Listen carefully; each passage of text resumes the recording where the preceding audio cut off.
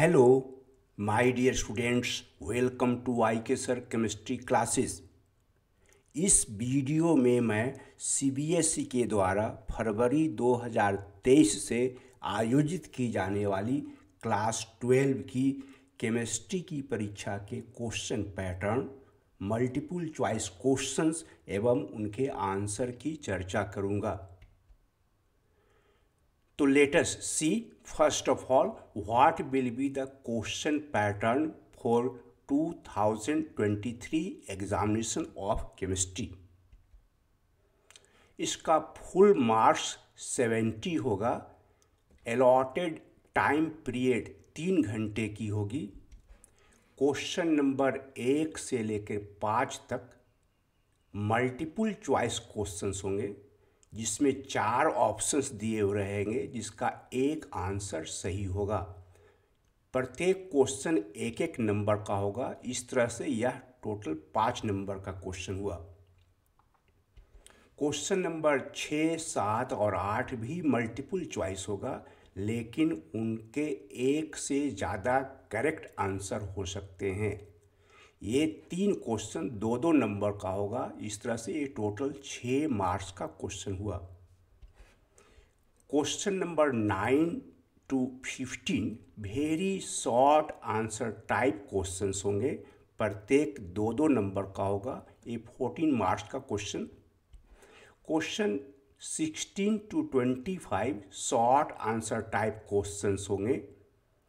प्रत्येक 3-3 नंबर का होगा। ये टोटल 30 मार्क्स के क्वेश्चन हुए। और उसी तरह से क्वेश्चन नंबर 26 से 28 तक लॉन्ग आंसर टाइप हो गए, प्रत्येक 3-3 नंबर का। और इस तरह से 15 टोटल मार्क्स 70 हुआ। 70 मार्क्स की परीक्षा होगी, जिसके लिए अलॉटेड टाइम पीरियड 3 घंटे की है। इस वीडियो में मैं मल्टीपल चॉइस क्वेश्चंस 1 to 8 की चर्चा करूंगा। तो let us see question number 1। A compound consisting of elements A and B forms cubic lattice in which atoms A occupy the corners and atoms B occupy the alternate faces of the unit cell.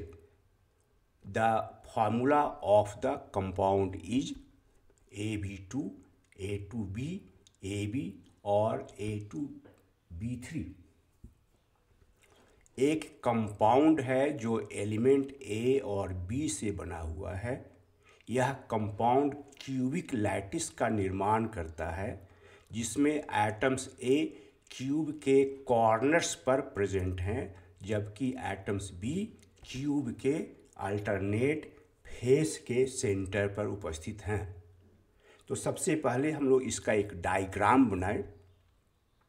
This is cubic unit cell, जिसमें atoms A सभी corners पर present है। 1, 2, 3, 4, 5, 6, 7 और 8। इस cube में 6 face हैं।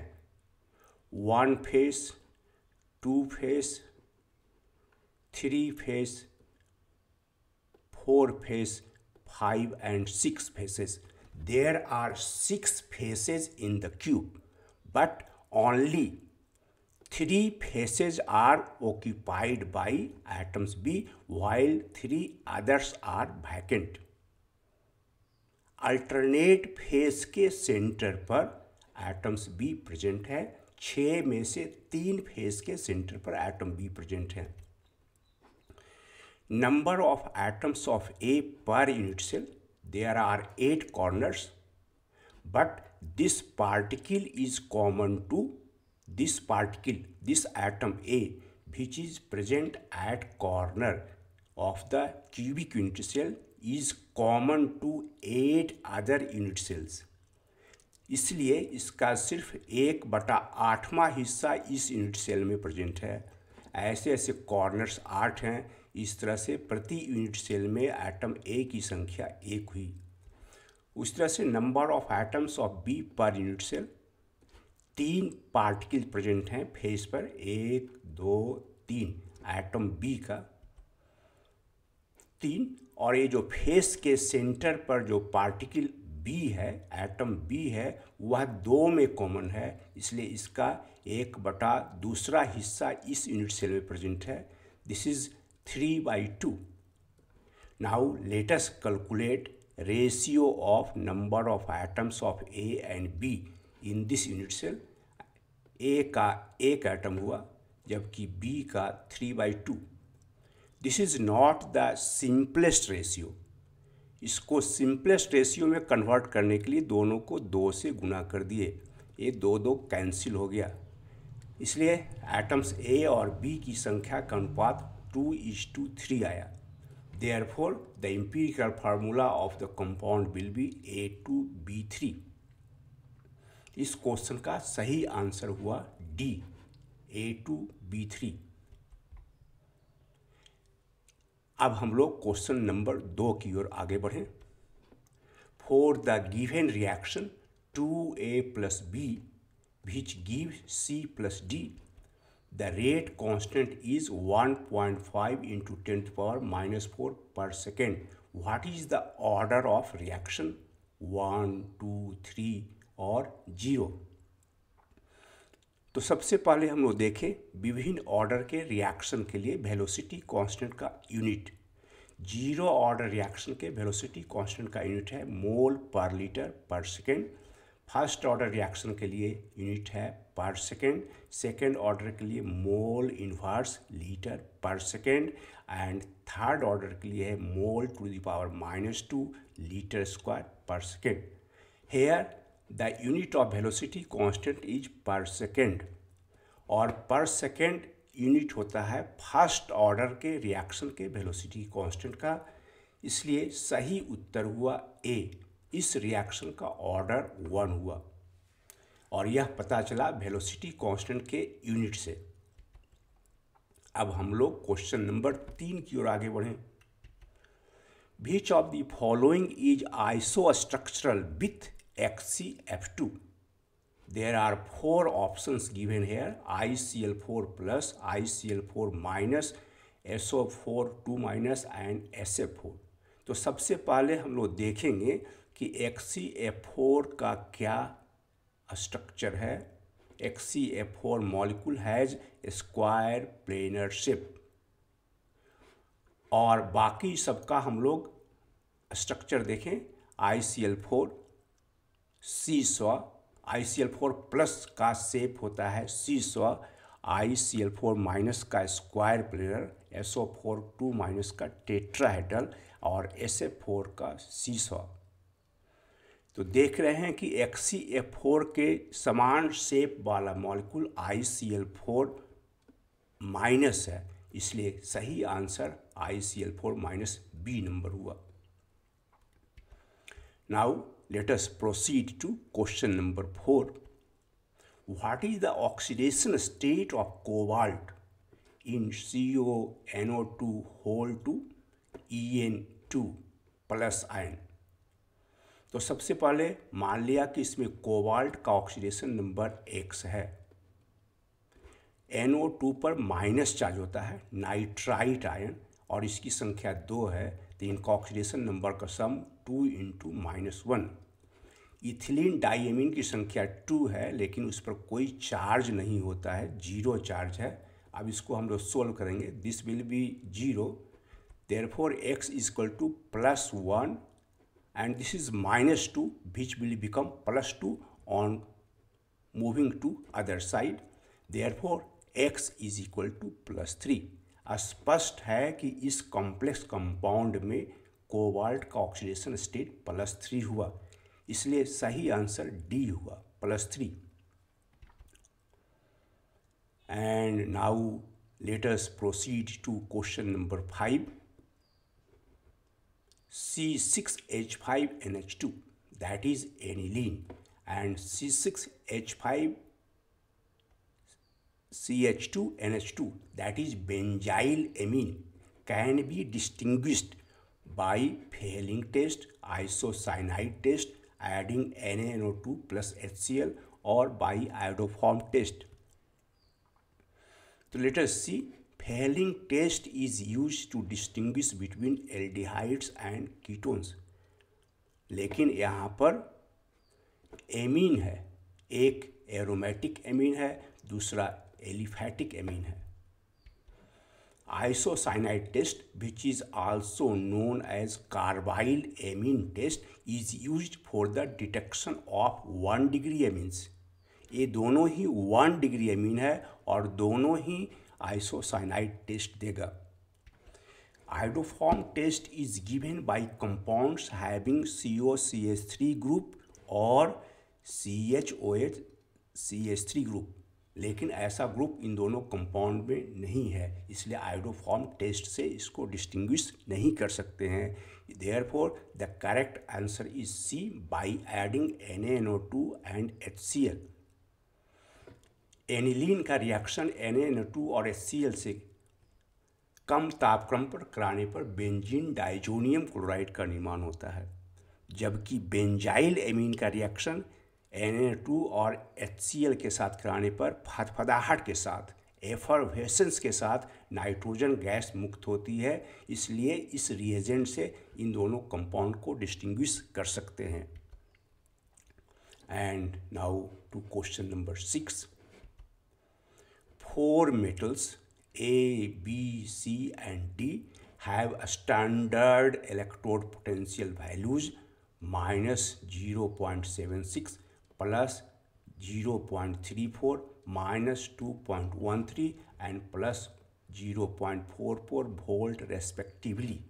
What is the correct order of their decreasing oxidizing power? ये 4 metals हैं A, B, C और D. उनका स्टैंडर्ड इलेक्ट्रोड पोटेंशियल यानी स्टैंडर्ड रिडक्शन पोटेंशियल दिया हुआ है, तो इनको ऑक्सीडाइजिंग पावर के घटते हुए क्रम में अरेंज करना है. तो इस चारों मेटल का हम लोग पहले स्टैंडर्ड इलेक्ट्रोड पोटेंशियल लिख दिए. Greater the standard reduction potential of a metal, greater will be tendency of its ion to be reduced. और जो खुद रिड्यूस्ड होगा दूसरे को ऑक्सीडाइज करेगा. किसी मेटल का स्टैंडर्ड रिडक्शन पोटेंशियल जितना ज़्यादा होगा उसके आयन में रिड्यूस्ड होने की टेंडेंसी ज़्यादा होगी और उसका ऑक्सीडाइजिंग पावर सबसे अधिक होगा. यहाँ पर सबसे highest value of standard reduction potential D का है, इसलिए D के आयन में रिड्यूसिंग टेंडेंसी सबसे ज़्यादा होगी रिड्यूस्ड होने की, और दूसरे को सबसे ज़्यादा ऑक्सीडाइज करेगा. D का ऑक्सीडाइजिंग पावर सबसे अधिक, फॉलोड बाय B. और ऐसा ऑप्शन है ऑप्शन नंबर B, इसलिए B सही ऑर्डर हुआ ऑक्सीडाइजिंग पावर के घटते हुए क्रम का. ऑक्सीडाइजिंग पावर के घटते हुए क्रम का सही आंसर है B. D में सबसे ज़्यादा ऑक्सीडाइजिंग पावर होगा, उसके बाद B, thereafter A and C में सबसे कम होगा क्योंकि इसमें रिड्यूस होने की टेंडेंसी सबसे कम है, तो दूसरे को सबसे कम ऑक्सीडाइज करेगा. And let us now proceed to question number 7. In which of the following oxometal ions the oxidation state of central metal atom is equal to its group number? निम्नलिखित में से किस ऑक्सोमेटल आयन में सेंट्रल मेटल एटम का oxidation state उसके group number के बराबर है? ये 4 ऑप्शंस दिए हुए हैं. सबसे पहले हम सभी स्पेसीज को अरेंज कर दिए हैं ऑक्सो आयन को, उसमें ऑक्सीडेशन स्टेट ऑफ मेटल और ग्रुप नंबर लिखे हैं. पर मैग्नेट आयन में मैग्नीज का ऑक्सीडेशन स्टेट +7 है और मैग्नीज का ग्रुप नंबर भी 7 है. दिस इज़ मैंगनेट आयन, इसमें मैग्नीज का ऑक्सीडेशन स्टेट +6 है और ग्रुप नंबर मैग्नीज का 7. This is dichromate ion, chromium का ऑक्सीडेशन स्टेट +6 और ग्रुप नंबर भी 6 है. This is chromate ion, oxidation state 6 and group number is also 6. VO2 plus ion, vanadilyl ion. The oxidation state of vanadium is +5 and vanadium का group number भी 5 है. TiO2 plus group number is 4 and oxidation state is 4 and group number is also 4. तो हम लोग देख रहे हैं सिर्फ एक ही स्पेसीज मैग्नेट आयन में ऑक्सीडेशन नंबर और ग्रुप नंबर सेम नहीं है, बाकी सभी में सेम है. इसलिए इसको छोड़कर, बी को छोड़कर बाकी सभी पेयर्स में ऑक्सोमेटल आयन का ऑक्सीडेशन स्टेट और ग्रुप नंबर सेम है. तो इसका सही आंसर ए, सी और डी हुआ. And now to last MCQ question number 8. Starting from bromoethane, the formation of which of the following compound requires more than one step of reaction? Bromoethane से शुरू करते हुए निम्नलिखित में से किस कंपाउंड का निर्माण एक से ज़्यादा स्टेप्स में होगा? तो देखें, ब्रोमोइथेन से शुरू करते हुए हम लोग मिथॉक्सी इथेन का निर्माण मात्र एक स्टेप में कर सकते हैं. When bromoethane is treated with sodium methoxide, methoxy ethane is formed. B number, when bromoethane is treated with aqueous NaOH solution, ethyl alcohol, that is ethanol, is formed in only one step. Let us now try to prepare ethanoic acid starting from bromoethane. Ethyl bromide या bromoethane का reaction aqueous NaOH से कराएंगे तो ethanol बनेगा, जिसका oxidation करने पर 2 steps में acetic acid, that is ethanoic acid बनेगा. इसमें 2 स्टेप चाहिए कम से कम. ईथीन बनाने के लिए ब्रोमोइथेन को इथेनॉलिक KOH सॉल्यूशन के साथ हीट करेंगे, तब ईथीन गैस बनेगा. तो यहाँ पर हम लोग देख रहे हैं कि मिथॉक्सी इथेन, इथेनॉल और इथीन मात्र एक स्टेप में बन सकता है ब्रोमोइथेन से स्टार्ट करते हुए, लेकिन इथेनोइक एसिड के निर्माण में एक से ज़्यादा स्टेप चाहिए. इसलिए करेक्ट आंसर इथेनोइक एसिड हुआ. Thank you for watching the video with patience and concentration. Please like, share and subscribe it, ताकि आपको मेरे आने वाली वीडियो की जानकारी सही समय पर मिल सके. अगले वीडियो में मैं very short answer type question number 9 से लेकर 15 के साथ जल्द ही मिलूँगा. Thank you again.